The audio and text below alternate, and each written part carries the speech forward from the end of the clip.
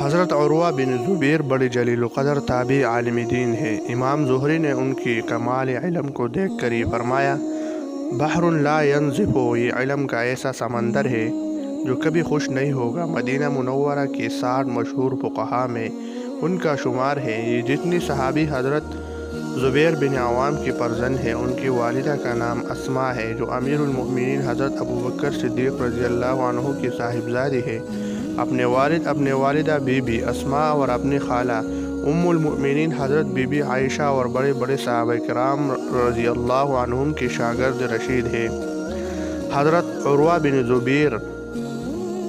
میں سینکڑوں علمی و عملی کمالات کے ساتھ ذکر الہی اور صبر کا کمال بھی بدرجہ اتم موجود تھا۔ ایک مرتبہ آپ کو ولید بن یزید نے دمشق میں مدعو کیا۔ آپ تشریف لے گئے اور راستے میں ایک ہڈی آپ کے پاؤں میں چبھ گئی اور یہ زخم اس قدر بگڑ گیا کہ آپ کا پاؤں سڑنے لگا۔ ولید نے اطباء کو جمع کیا مگر سب طبیبوں نے آپ کو بے ہوشی کی دوا پلا کر آپریشن کرنا چاہا تو آپ نے بالکل صاف انکار فرمایا اور یہ فرمایا، میں 1 منٹ کے لیے بھی ذکر الہی سے غافل ہو جاؤں، یہ مجھے ہرگز گوارا نہیں ہے۔ چنانچہ ڈاکٹر نے آری گرم کر کے آپ کا پاؤں کاٹ ڈالا مگر نہ آپ کے منہ سے اف نکلا، نہ آپ کی پیشانی پر کوئی بل یا چہرے پر کوئی تغیر پیدا ہوا۔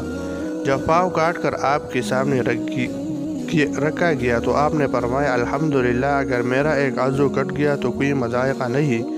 خداوند کریم کا شکر ہے کہ ابھی میرے بہت سے اعضاء سلامت ہیں۔ ابھی آپ اتنا خوفناک اور تکلیف دہ آپریشن کرا کے بیٹھے ہی تھے کہ اتنے میں ایک شخص یہ ہوش ربا اور اندوہناک خبر لے کر آیا کہ آپ کا ایک بچہ چھت سے گر کر مر گیا۔ آپ نے یہ درد انگیز خبر سن کر فرمایا، الحمدللہ علی کل حال، یا اللہ تیرا شکر ہے کہ اگر تو نے میرے ایک بچے کو موت دی تو ابھی تو نے میرے کئی بچوں کو زندہ رکھا ہے۔ سبحان اللہ، اس صبر جمیل اور عبادت و ذکر الہی کے ذوق کا کیا کہنا کہ محض اس خیال سے کہ بے ہوشی کے عالم میں چند گھنٹے ذکر الہی نہ ہو سکے گا، آپ نے بے ہوشی کی دوا استعمال نہیں فرمائی اور اطمینان سے بیٹھنے ہوئی دل و زبان سے ذکر الہی کرتے رہے اور پاؤں آری سے کٹتا رہا اور اتنی بڑی بڑی مصیبت پر بھی صبر و شکر کے ساتھ ایک لمحہ کے لیے بھی ذکر خداوندی سے غافل نہیں ہوئی۔ اللہ اکبر، بلا شبہ یہی وہ ذکر خداوندی کی بلند میناریں ہے اور صبر و استقامت کے جبل راسخ ہے جن کے لیے قرآن مجید میں خداوند قدوس نے بشارت عظمیٰ کا مجدہ سنا کر ان کی مدح و ثنا کا خطبہ ارشاد فرمایا اور یہ آیت نازل فرمائی، اے اہل ایمان، وہی لوگ ہیں جو کھڑے بیٹھے اور اپنے پہلو کے بل لیٹے ہر حال میں اللہ تعالیٰ کا ذکر کرتے ہیں،